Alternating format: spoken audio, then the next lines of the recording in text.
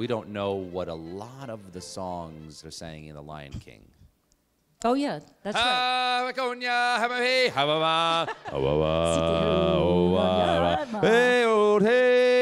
Like, we don't know. We don't know any of that stuff. But it doesn't matter. It sounds like we're saying, like, the world is beginning, the sun is coming up, this is our world. Like, that's kind of what that means to me. Well, no, that's so perfect that yes, in fact, if it was in English, it would probably not be as powerful. Because in The Lion King, you know, we're all very word-oriented and language-oriented, especially the critics and blah, blah, blah, in the theater.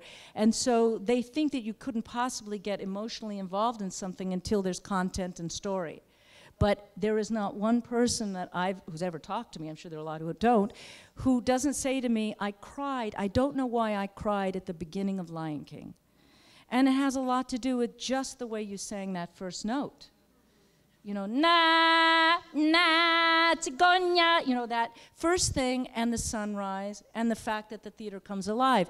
So our DNA is something else about emotion and communication. I think that was the whole concept with The Lion King, is that if you keep the South African languages, it's got 5 languages other than English, or with English, people will respond to it on a very different visceral emotional level. Did you go to South Africa? Not before I did the movie, not before I did, excuse me, the Broadway show. I went before I did the London version. I was brought by a documentary film company with Lebo M, who did all of to me, he is the equal composer with Elton John. All of those other songs, they're all his songs, and they're in two or three languages.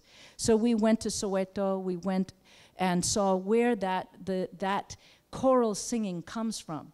And it's the most extraordinary experience, you know, to be where he grew up in that slum, basically, and how the choruses there are the unifying factor, and it's so beautiful to see that. Not just then I went and saw I went to see the real animals, and I went, oh my God, you know, they're so uncolorful.